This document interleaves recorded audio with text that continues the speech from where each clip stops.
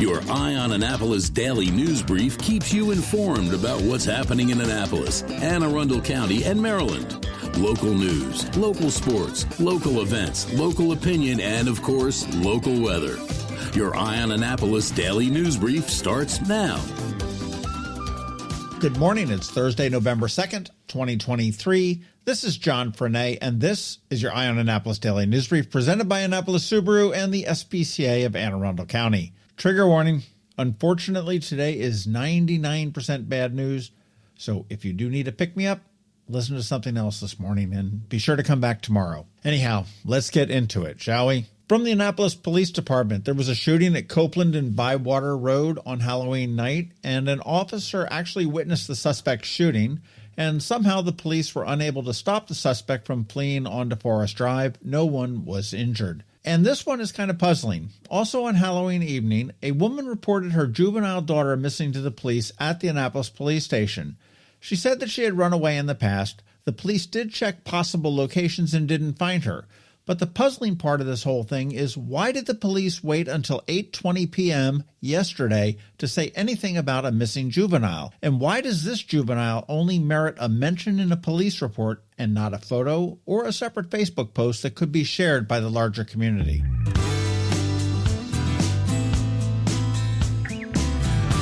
Sliding into Anne Arundel County, well, this actually was being investigated by the Maryland State Police. A man was driving along 695 near Ritchie Highway when he was cut off. An argument ensued, and the driver of the car that cut him off pulled a gun and shot the man and his car before fleeing. The state police did locate a 24-year-old Gwynn Oak man in Baltimore and arrested him. The victim was taken to shock trauma and is expected to survive. A 66-year-old Severn man has been arrested and charged with assault and weapons charges. On Halloween, a 10-year-old girl came to his door trick-or-treating, and the man ended up somehow licking her ear. Yes, licking her ear. She ran back home, and he followed her and tried to get into her home when the child's mother actually pushed back at him and tried to close the door. He did pull a gun and pointed it at the mother and pulled the trigger. The gun did not fire. He did retreat back to his home, where police did find him with a cache of weapons. The man had no prior criminal record in the state and bonded out very shortly after he was arrested on a $5,000 bond. Well, I keep saying we keep seeing these, and here's another one. On Halloween evening, an 18-year-old man flagged down an Anne Arundel County police officer on Jennifer Road over by the Annapolis Mall. He said he had withdrawn some money from the Wells Fargo ATM and was walking back to his car when a suspect with a handgun began running toward him, screaming for him to stop. He was able to get into his car and get away. No shots were fired. The suspect is described as a black male in his 20s with glasses, gray sweatshirt, black pants, and a beanie hat. Officers did search the area, but they came up empty. And yesterday in Odenton and Fort Meade, there was a murder-suicide. At 9:40 a.m., Fort Meade authorities discovered the body of a deceased male in the AAFES parking lot. He appeared to have self-inflicted gunshot wounds. About an hour later, Anne Arundel County police were called to the 500 block of Retreat Court in Odenton for a suspicious death. When they arrived, they discovered the son of the deceased Fort Meade victim. Police believe that the father shot and killed the son and then died by suicide a short time later. Wow. Really violent Halloween for sure.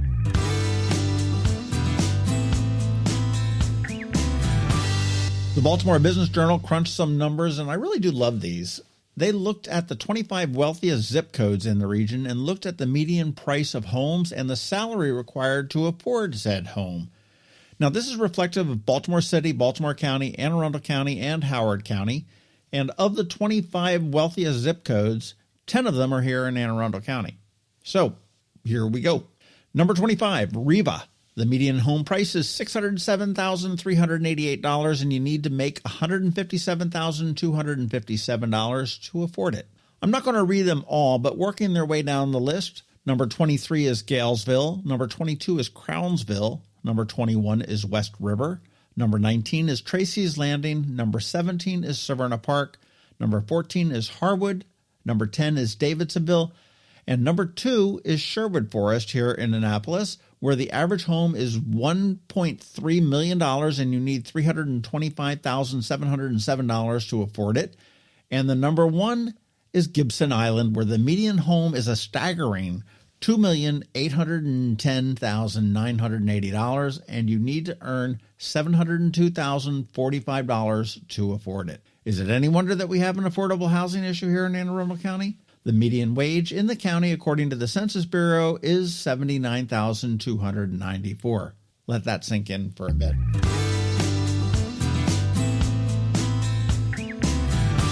Okay, that's all I've got depressing news-wise. Podcast stuff up this weekend on the Local Business Spotlight. We speak with Aaron Snell, who's the Executive Director of Charting Careers. I got it all edited up yesterday, and it was really a great one, notably because we recorded it at Powell Park on a bench in a playground. Can't beat that. And in closing, one of the best ways to keep up on the local news is the Daily News Recap email that goes out at 7 p.m. every day. That's 365 days a year.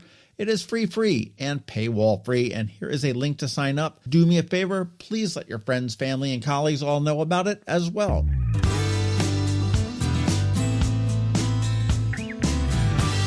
All right, that is a wrap. As always, thank you for being you, and thank you to the sponsors for the Daily News Brief: Annapolis Subaru, the SPCA of Anne Arundel County, Solar Energy Services, Alpha Engineering, Scout and Molly's, and Hospice of the Chesapeake. So now you just need to sit back because we have George from DCMDVA Weather with the only locally forecast weather report you will find. And back again, it's Trevor from Annapolis Makerspace with your Annapolis Makerspace Maker Minutes. All that coming right up, so hang tight. Hello, energy consumers. This is Rick Peters, president of Solar Energy Services. Have you been looking for ways to save money recently? Maybe you should consider solar energy for your home. Or are you waiting for the technology to get cheaper? If so, how long are you going to wait? Today's solar costs less than 20% of what it cost 10 years ago. But while solar prices have declined every year, so have the financial incentives. Bottom line, if you wait for cheaper solar, you're also waiting for lower incentives. Take my home, for example. My solar system was installed in 2010, and it's been paid off for almost 5 years, and I no longer have to buy any electricity for another 15 to 20 years. If I waited for cheaper solar, I'd still be paying an electric bill. At Solar Energy Services, we have thousands of satisfied customers who are sure glad they didn't wait. So what are you waiting for? Sunshine's a wasted. Call us today for a free solar design at 410-923-6090 or on the web at solarsaves.net. Sunshine, sunshine, nothing else can make me feel so fine. When you live near Annapolis, you know how fickle the weather can be. So you need a truly local forecast that's accurate and reliable. Forecast right here in Annapolis. DCMDVA Weather is not just for today, but for the rest of the week and the weekend too. Now here's George Young of DCMDVA Weather with the weather outlook for today and beyond. Hey everyone, this is George with DCMDVA Weather, and this is your Eye on Annapolis forecast for Thursday, November 2nd. Yesterday brought a chilly start to the month of November for the Annapolis region, but it is outright wintertime cold out there this morning. But temps will rebound a bit tomorrow with a very nice weekend ahead. Look for highs today in the low to mid-50s after a cold start in the upper 20s to maybe lower mid-30s, with more cold temps expected tomorrow morning, though PM highs should get up to around 60 degrees. As for the weekend, the expectation is still for sunshine and mid-60s or so each day, but keep in mind, clocks fall back an hour this Sunday morning at 2 a.m. as we make the switch from daylight saving time back to standard time. Okay, that's it for today. This is George Young of DCMDVA Weather. Make it a great day out there today. Stay healthy and be safe. And be sure to follow DCMDVA Weather on Facebook and X for regular updates each day, along with the website at dcmdvaweather.info, so you can always stay weather informed. The benefits of a good night's sleep are well documented. Sleeping well prevents weight gain, improves concentration and creativity, and boosts the immune system. So, what keeps you up at night? If you run a business, then the security of your computer network may be one of those things. Threats like ransomware and phishing are becoming increasingly sophisticated and pose a real risk to any business. Don't let these cyber threats keep you up at night. At Alpha, they've been helping their customers sleep better for over 30 years by monitoring in real time and hardening network defenses. And for those irritating IT issues that arise every day, Alpha's just a phone call away, helping your business run smoothly and helping you sleep better, knowing Alpha is on guard. Give Alpha a call to see if they can ease your worries and help you get the rest you deserve. Find them at alphagetsit.com. Every week, makers, crafters, and educators hold events all over the area. Highlighting some of those, here's our Maker Minutes, brought to you by Annapolis Makerspace. Hey, this is Trevor from Annapolis Makerspace with this week's Maker Minutes. Still got a little time left on the Maryland STEM Festival, celebrating everything STEM in Maryland, with events all over the state, and some of your favorite local libraries, makerspaces, and art shops. Head over to marylandstemfestival.org for a list of all the events. On Sunday, be sure to check out the final First Sunday Arts Festival of the year, with lots of local artists, music, and great food. And get ready for the Chocolate Binge Festival coming up in December at Wolf on the Wharf in Edgewater. On Monday, check out their Fall Paint Your Pet event at the Green Turtle in Gambrels, where you can join in with a bunch of other people making portraits of their pets. At Knits and Pieces off of Bestgate Road, today check out the first of their beginner lace classes, and registration is open for classes coming up later, like their second Saturday skills class during the Cast Off and Bind Off series, coming up on the 11th. Tomorrow and Saturday, check out the Books for International Goodwill Big Book Sale. This is a fundraiser for their Pearl Rotary Club, and they have thousands of books at great prices and very well organized. And they're just up Defense Highway. At Local by Design, registration is open for a few workshops coming up later in November, including fused glass Christmas ornaments, autumn candle making, as well as grapevine and dried flower wreaths. And of course there's their Annapolis Artisans Market at the end of the month as well. At Art Farm in Annapolis, tonight, check out their Watercolor Night Sky Workshop for adults. Sunday, they have a mosaic workshop for teens and adults. Monday, they have their whimsical wall trophy workshop, making faux taxidermy wall trophies out of recycled materials. And then on Tuesday, there's artful mending for adults, with the first of 4 classes. And their Fall Kids Art semester is rolling along. Today, there's mixed media for introverts for ages 9 through 12, as well as creative writing and art zine open studio for ages 12 through 15, with their final session. Saturday, there's a Kids Art School for ages 6 through 8. Monday, there's a Kids Art School weeknight edition, with one session for ages 4 through 6, and another session for ages 6 through 8. Also on Monday, check out Beat Making for ages 10 through 15, returning for a 4-week run. And then on Wednesday, check out their Alternative Art School for ages 11 through 14. And registration is open for more Kids Art camps, coming up in a couple weeks, including a family holiday card watercolor and ink class, as well as more family clay workshops. And also keep an eye out for their holiday herb wreath workshop, Turkish marbled ornaments, block printing, and more. At the Anne Arundel County Public Library System this week, today, the Brooklyn Park has their STEM Entertainment series, making shadow puppets this time. Glen Burnie has a Maker's Night, Famous Artist series, creating a project inspired by the style of a famous artist. Bush Annapolis has their Makerspace virtual tour,